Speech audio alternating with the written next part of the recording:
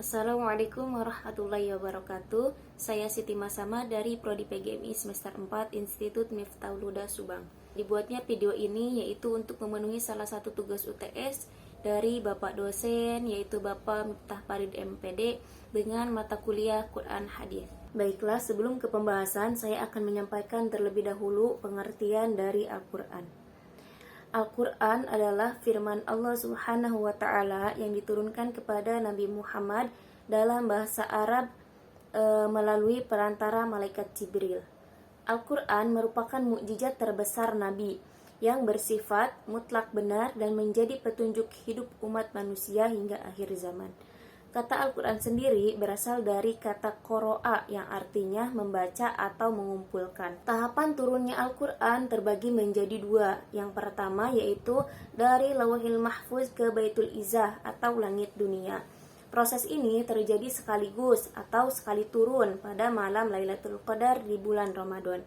Sebagaimana dijelaskan di dalam Quran surat Al-Qadar ayat 1 yang artinya sesungguhnya kami telah menurunkannya yaitu Al-Quran pada malam kemuliaan, malam Lailatul Qadar.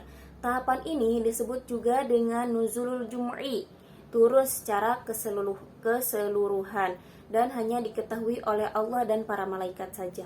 Tahapan yang kedua yaitu dari Baitul Izzah ke bumi, tentunya kepada Nabi Muhammad SAW. Al-Quran diturunkan secara berangsur-angsur atau disebut juga dengan tadriji kepada Nabi Muhammad melalui malaikat Jibril selama 23 tahun. 13 tahun di Mekah yang disebut dengan surat Makkiyah. Surat Makkiyah ini surat yang lebih fokus pada tauhid, akhirat, sabar dan juga akhlak. Dan 10 tahunnya lagi yaitu di Madinah yang disebut dengan surat Madaniyah. Surat Madaniyah lebih banyak membahas hukum-hukum sosial, politik, perang, zakat, dan ibadah.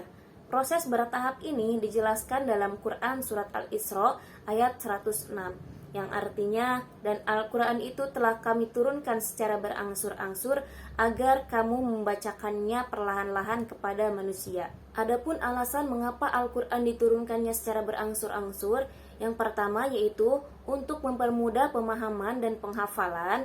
Yang kedua, menjawab peristiwa dan pertanyaan yang terjadi secara langsung.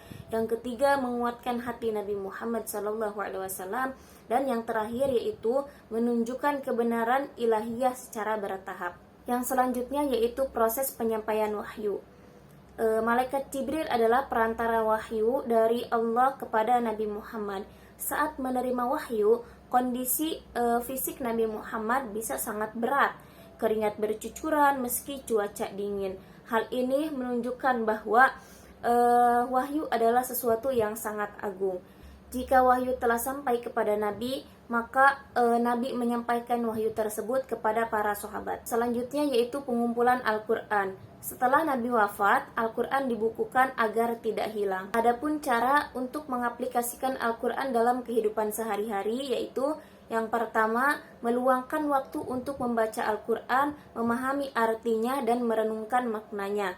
Yang kedua, mengamalkan ajaran moral, contohnya jujur, amanah, sabar, menghormati orang tua, tolong-menolong, dan juga menepati janji.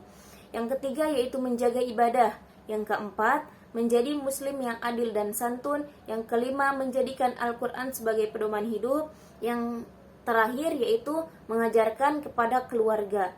Tanamkan nilai-nilai Al-Quran sejak dini kepada anak-anak dan keluarga agar tumbuh dalam keimanan dan akhlak mulia. Sekian presentasi yang dapat saya sampaikan, semoga bermanfaat. Terima kasih atas waktu dan perhatiannya. Wassalamualaikum warahmatullahi wabarakatuh.